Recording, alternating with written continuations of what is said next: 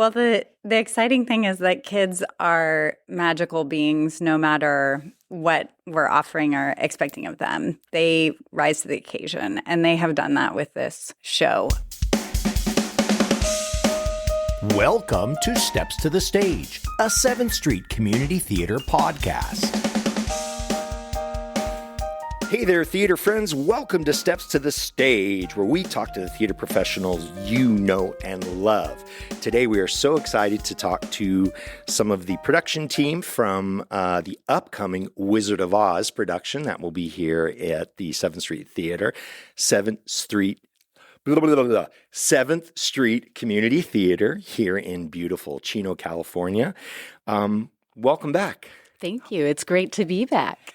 Today we have Jesse, Mandy, and Sebastian here to talk to us a little bit about this beloved production that has, I think, been in most everyone's radar for years upon years, whether you saw the original film back in the 30s. Probably you didn't see it back in the 30s, but it was created back in the 30s, or any of the adaptations, and then up to the current day where Wicked has really kind of taken over in such a positive way. And I have quoted Wicked in the sense that I think it's one of those, along with Hamilton and others, that have just really brought theater to much more of a broader audience. So which is great, but then it could also be very difficult. So I'm going to go through a little bit of history of the Wizard of Oz from the book The Wonderful Wizard of Oz that came out in 1900, written by L. Frank Baum. The movie was in 1939, produced by MGM. It was nominated for 5 Academy Awards, winning Best Song and also Score. Judy Garland received an Academy Junior Award. And then, as we talked about, The Wiz and Wicked. And then this particular The Wizard of Oz musical, my information shows adapted by the Royal Shakespeare Company. Mm-hmm. Jesse, did I get all my information correct? You got it. It's RSC, I think in 1988 is when they did this adaptation, or that's the version that I've been listening to from the London cast. And they were just very invested in bringing the original music from the movie to life on stage. And I think that the beautiful thing about it is that they added a lot of heart to the storyline. And there are so many opportunities for you to see the tale that you know and love, but then to have these aha moments where you just get a little more backstory or a little extra, Easter egg of information that new audiences are going to want from an old story, but it's still the classic tale that everyone wants. That's wonderful. And so we're going to move over to Mandy. Welcome. This is your first time on the podcast. We're so glad to have you here. And I just have to say, we love your family and all the involvement that you and your family have. I know my family speaks very highly and dearly of you guys. So thank you. I'm so happy to have you on the podcast. I'm glad to be here. Tell us a little bit about your role within the production. I am the music director for Wizard of Oz. It is my first experience as a music director for a community theater.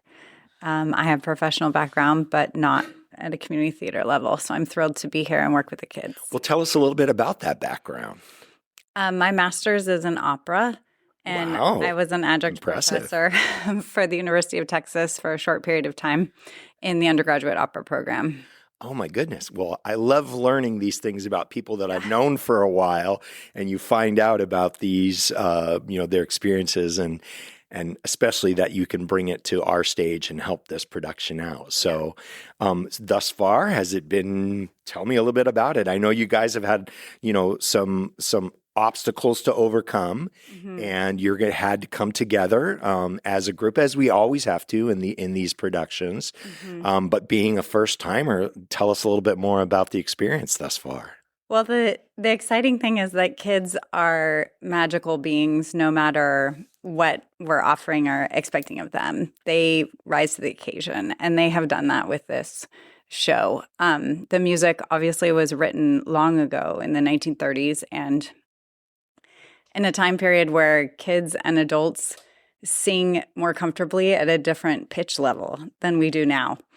and they've had to really kind of work to get up there to be comfortable in a different range, and they've done really well. They've shown a lot of excitement, and they sound really good.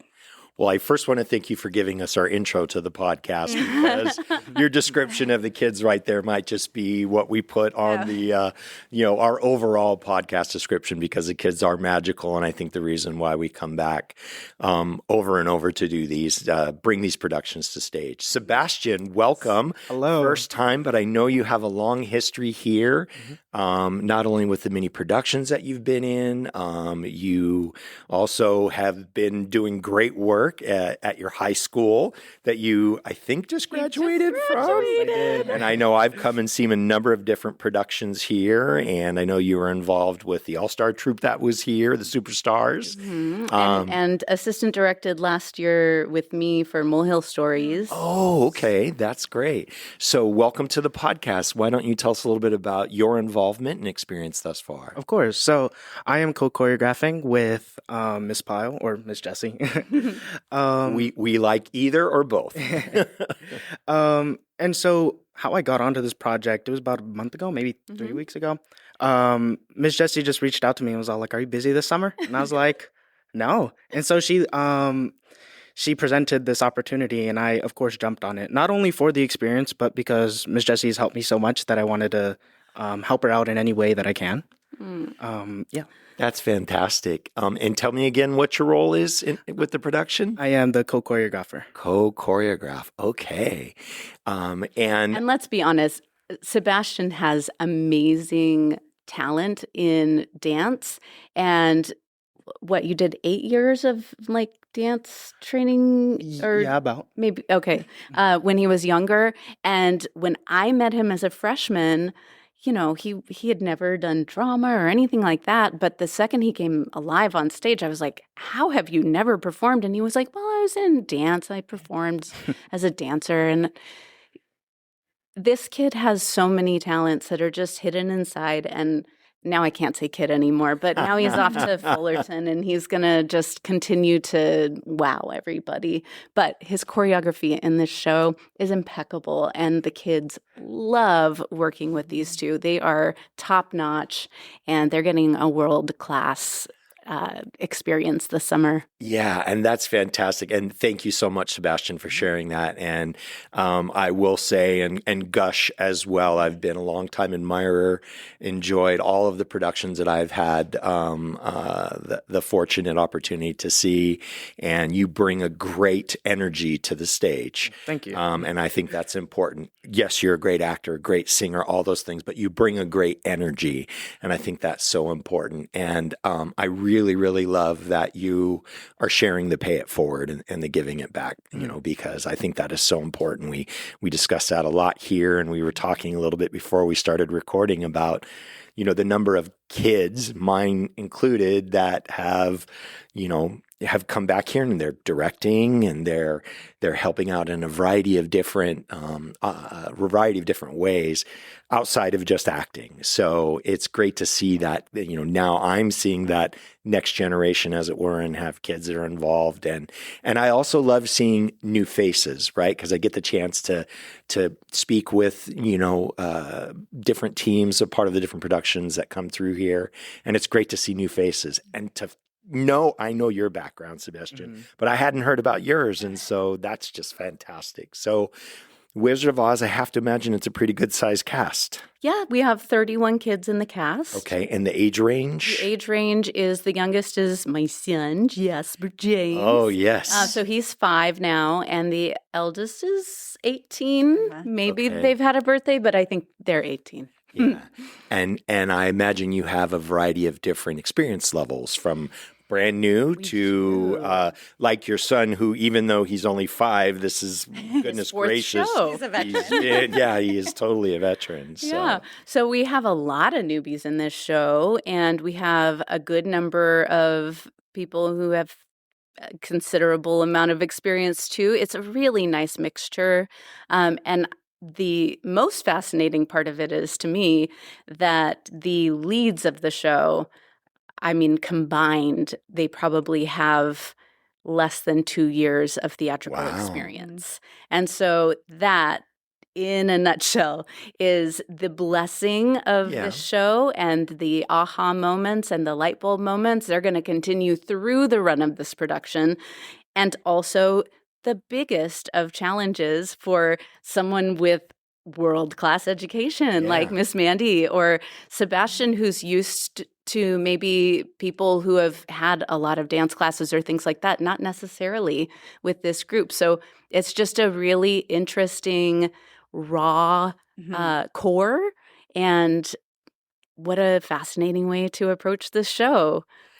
And with that, Mandy, tell me, because you do have varying levels, tell us a little bit about your preparation going into it, and then how you're dealing with once you get that, okay, now I know what I have, and I have, X amount of time to get it to where I can get it to. Tell us a little bit about that process.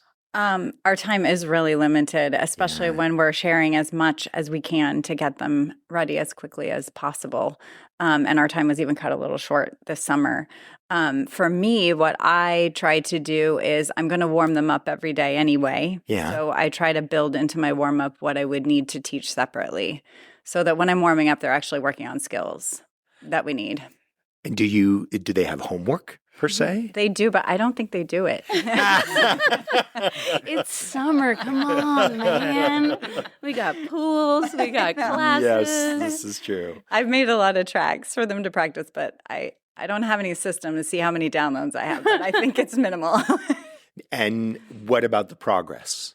They actually are doing really well. Yeah. One of my biggest concerns from before casting was what we were going to do with the girls' chorus, because in the 1930s, a chorus was not a big deal. Yeah. It was a common thing to find, where now we have a group of kids that I have only a handful that even know what to do in a choir or what harmony is. And so it's been a little tricky to figure out, what are we going to do with the girls' chorus? Like, do we get rid of it? But we didn't. We had a group of, there's really only four of them, four of them. And they're young, they're 10, 11, 12. They're pretty young, but they've come together and learned to, they're not singing in harmony, but they're singing these parts that are not easy. They've worked a lot. They've come early before everybody else and worked with me. They're willing to work for brownies sometimes. Hey, we have to do what it takes to get there. Yeah. Mm-hmm. Sebastian, I guess similar question, having a variety of different levels of experience. Tell me about that process and how you're managing it as you go along. Yeah, so definitely choreographing, that's one of the biggest things that you have to figure out is what are these different levels, and when I went in, I already had, this kind of idea for my choreo, and it was a little ambitious. But there's nothing wrong with that, by the way. Yeah. I think we all start there. Yeah, of course. Right? These kids were so eager, though. I would say, who knows tricks? All of them would raise their hand. Who wants to do this? Who wants to do that? And so it was such an amazing experience to see that and see them want to experiment with all of these dance moves. And so how I manage the different skill levels is, like Miss Mandy said, she'll warm them up. I'll also warm them up. Yeah. I kind of have the same routine. So even if I'm not there for some reason, hopefully they'll be doing that. Yeah. And we record all of the dance moves. So hopefully, they're practicing at home. Yeah. I can definitely tell you that I have seen firsthand people learning from them. So that's awesome to see. Mm-hmm. Yeah, that's fantastic. And so also singing and dancing, walking and chewing gum sometimes can be a very difficult thing. How does the group manage that?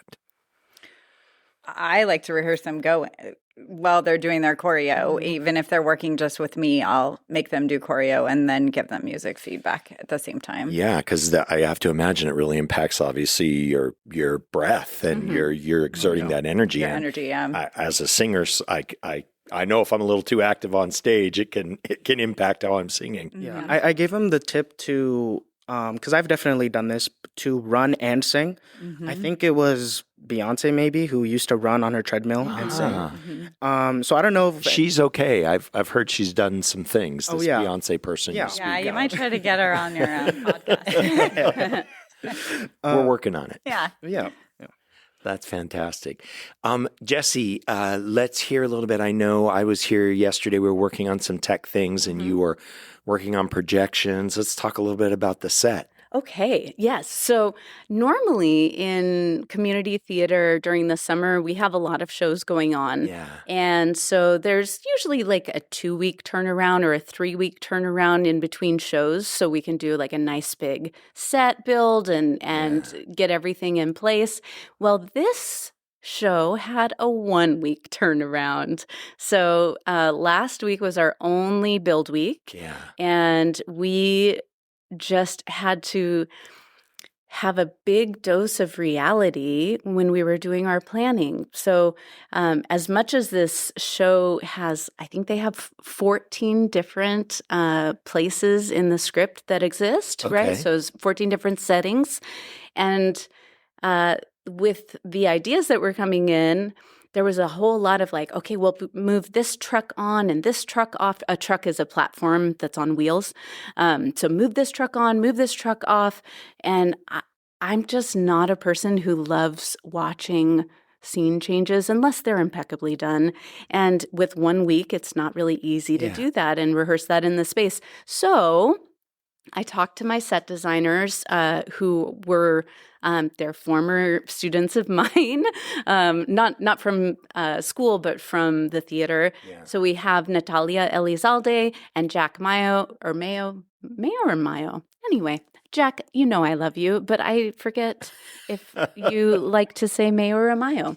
Anyway, you're delicious. So they were working on the artistry, and they came to my house with these beautiful, like Natalia hand painted some things. Jack had done digital drawings of things. And I'm like, guys, you already did it. And they said, what do you mean? And I said, this is what needs to go up on the walls. You have like all of these different ideas for all of these different places. And we have flat surfaces. Why are we not just projecting them on the walls? And they said, wait, we can do that? We were worried about our paints budget going over the top because we have all these different colors. And I'm like, yeah. Okay. So I had to learn projections. So I've learned how to do projection mapping in the past week. Yeah. And not an easy thing to do, being in the industry. I'm not going to pat myself on the back, but I am doing a really I'm doing a really good job at faking it until I make it. And it's going to work as well as it'll work. And I'm teaching myself as I go, and that's okay. Plus, I have an amazing brother who's up in Seattle at UW, and he does this all the time. Right. And so I've given him a couple phone calls, and that's been great. But their artwork, it's worth the price of admission. Yeah. Who's kind of in charge of this set? Is there someone in particular that you've looked to for the build? Brian Goad did the build, but really it was based on the back of what Mickey Estrella had worked on for Something Rotten. Yeah. And so really we just used what we had and made some minor tweaks and updates. Yeah. So Brian has been... The proscenium's going to be used again? Yeah, the proscenium has a beautiful rainbow on it. I love that. We are ready to go over the rainbow. So Brian did a great job along with AJ, who helped him out a lot. Yeah. And, other fathers, Nick Tully and Liam Tully. So anyway, they all came together and they really helped out a lot. But the set is really just a blank canvas for these beautiful projections and our super talented kids. So hopefully people will love it. It's not bells and whistles-y until you see it in action. Yeah. That's a new term, bells and whistles-y. I think Merriam-Webster actually has that already listed. Yeah, that's the new word of the year. If not, we'll put an official filing for it. Let's talk a little bit about costumes. Yes. So speaking of Elizaldes, the Elizalde family has been busy. So Liliana Elizalde, designed the costumes for this show. And we were lucky enough to borrow a few costumes from Montclair High School, because their wonderful theater program there just did this. And Karen Larson, my mama, and Kathy Miller both helped out with legendary costume. The many monkeys that needed to be made, because the original production and Montclair, I think, had 4 monkeys, and we have 11. Oh, goodness. But 12, because one of them put their shirts into their bag, and so my mom made an extra shirt. It was very fun. So they're very, very cool. Again, everything about this show and the designs and the concepts of this show began before I was the director of this show. And so stepping into someone else's shoes and trying to help fulfill their vision while still having ownership of it has been a real learning challenge for me, but also very rewarding at the same time. Yeah, I have to imagine. And I think this is just the perfect example of just needing that village to come together and help with everything. So going back to the costumes, I'm going to look to Mandy and Sebastian, like costume impacting our choreography and singing. Maybe I know I've been in a few productions where, you know, we had to do quite a bit of movement and there was some restrictions going on. So talk to me a little bit about that. I know that has to be something you think about. So the costumes were happening while I already choreographed like the thing. So I didn't know like what the costumes look like. So I was a little nervous. The Tin Man has this like puffer jacket. Okay. And I do have to say there are quite a few tricks. And so safety was one of the biggest things for me.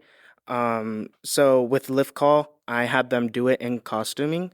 And, you know, it actually went a lot better than I had in my mind, thankfully. And also the Rest jitterbugs. in peace to that one lime green dress. Oh, yeah. And the jitterbugs also have antennas. So that was like a little issue when we're trying to do the tricks, just getting like arms over them to like prep for some flips. But we worked around it. I showed them like how their arms should be, how it could safely go around them without it hurting them or without encountering any issues. But yeah. Great. This is something that just as of, I would say, the last couple episodes, and I'm sorry that I haven't highlighted it before, but we need to talk a little bit about producer and who's working house, and because without that and without your you know, the sales of whether it's the raffles or anything, who's helping with all that? I know, Mandy, I see you out there quite a bit with some of the other shows, so. So tell us a little bit about that. So Mandy's doing everything. No, I'm just kidding. Yes. I'm just kidding. So our producers are Kim Goad and Stephanie Anderson, and they're doing a marvelous job. They have parents in line, they have kids in line, and they're doing a great job of just handling everything and checking in with us really regularly on, you know, plans for every single day, really. And we're obviously very lucky to have 2 people working on this show in that capacity. They're doing a great job. And then we've got the marvelous Debbie Barbin as our house manager. And she just informed us that our opening weekend is sold out aside from 2 seats on Sunday. Oh, wow. So by the time you're listening to this, it's sold out. So please get your tickets if you haven't gotten them yet, because we will sell. And so that's wonderful. And our front of house goodies like raffle and just the front of house design are all done by parents. And they're just having so much fun coming up with all the different ideas. We also have 2 assistant directors for this show that I would be remiss to leave out. We have Jen Navarez, who has always been a parent and fabulous photographer of our shows, and she's also worked on the website, I believe. And so she is stepping in to assist and also just learn the trade, and she's coming up with some great ideas. And we have Andrea Salch, who is doing a wonderful job assistant directing it as well. And I've had a really good time working with both of them on coming up with new ideas and also being able to divvy up because there's a lot going on in the show. Well, I know some of the names that you've mentioned I've interacted with on other episodes, whether it be at the high schools that they're involved in or other programs within our theater here that they've been involved with. And then having two newbies here, I think it really speaks to the importance of getting everybody involved. And it's fantastic to hear that your first weekend is sold out, and I know the other ones will sell out soon. So for those of you that are listening, you need to get on board and get your tickets right away. You can, of course, call the box office at 909-590-1149, or you can go to our website or go to our socials, and you can get the links to get your tickets as well. So that's important that you get that out there and support all of the theaters. We say this every episode, whether it's your kindergarten production that's going on, whether it's a community theater production, regional or Broadway, or you're just watching it on TV, support the theater however you can. And what you can do to help support us as well, if you're enjoying what you're listening to, send us a note. There's the abilities through our socials and through our website to be able to reach out to Steps to the Stage. If you're enjoying what you're hearing, write us a review, whether it's on your favorite podcast platform, on our Facebook page, give us a 5-star rating. That really helps us get out there. We talked about on the last episode, we've had some pretty good international reach. So we're really excited about that. We love giving this platform to all of you. Thank you so much, you guys, for spending some time with us. I know we're in Tech Week. Yes. We're opening up soon. Sounds like we've got a good first full weekend. Thank you, Mandy. Thank you, Sebastian, for being on the program for the first time. And I look forward to hopefully talking to you in the future, directing your own shows or doing your own things. And of course, we want to support that. Thank you, Jesse, as always. You're such a wonderful person for theater in general, but for this theater. And these people here obviously are here because of what you bring. So thank you so much, because I know you've got a few other things going on in your life as well. Yeah. And you have wonderful support. So yes. One interesting thing. Right before I came in to record this podcast, I found a note because I had to figure out how to start my car because my car was not starting. And I found a note that said, "You got this, Queen. Love, Isaiah Ruiz." And I wanted to say that we love you, Isaiah, and he is with us every step along this way. Fantastic. Thank you, everyone. You guys have a fantastic week, and we look forward to seeing this production. And all of you out there listening, please get your tickets as soon as you can. Take care, everyone. Bye-bye. Bye-bye. Bye. Thanks for listening to Steps to the Stage, a 7th Street Community Theater podcast. Follow us on your favorite podcast platform and leave us a review and a 5-star rating. It really helps. You can also find us on Instagram, Facebook, and YouTube. Special thanks to Chino Community Theater and Chino Community Children's Theater for their generous support. And very special thank you to the listeners. Steps to the Stage was created by Joey Rice and Kirk Lane. Logo created by Marley Lane. Original music by Joey Rice. Your host, Kirk Lane. Engineer and producer, Joey Rice. Engineer and executive producer, Kirk Lane.